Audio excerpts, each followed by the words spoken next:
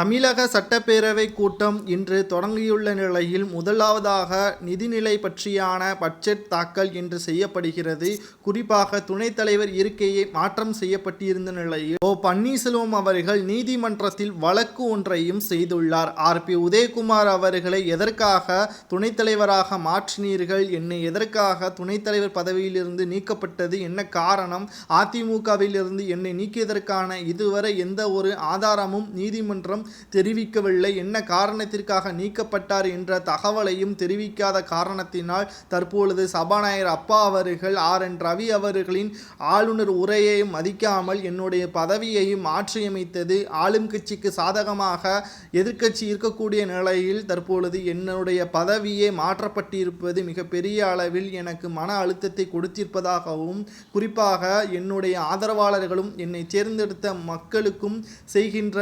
நம்பிக்கை துரோகமாகத்தான் இது அமைகிறது என்றும் வழக்கு பதிவு ஒன்று செய்திருக்கிறார். இந்த நிலையில்தான் சபாநாயகர் அப்பா அவர்கள் செய்தது தவறு என்று நீதிமன்றம் கூறி என்னுடைய பதவியை மீண்டும் என்னிடம் தர வேண்டி தற்பொழுது உயர்நீதிமன்றத்தில் வழக்கு பதிவு பன்னீர்செல்வம் அவர்கள் செய்திருக்கக்கூடிய நிலையில் முதலாவதாக பட்ஜெட் கூட்டம் தொடர் நடப்பதற்கு முன்பாகவே இது அமைய வேண்டும், என்னுடைய பதவி திரும்ப தராமல் இருந்தால் நாங்கள் வெளிநடப்பு செய்வோம் என்றும் சபாநாயகர் அப்பாவு மீது வழக்கு பதிவும் செய்யப்படும் என்றும் தற்பொழுது சட்டசபையிலேயே கூறிவிட்டார். நேற்றே இதற்கான எல்லா வேலைகளையும் பார்த்த நிலையில் வழக்கறிஞர் ராம்குமார் அவர்கள் மூலமாக வழக்கு பதிவும் இன்று தொடங்கப்பட்டது. சபாநாயகர் அப்பா அவர்கள் செய்தது தவறு, RP உதயகுமார் அவர்களுக்கு துணைத் தலைவர் பதவி கொடுக்கப்பட்டது எந்த ஒரு நியாயமும் கிடையாது, எதிர்க்கட்சி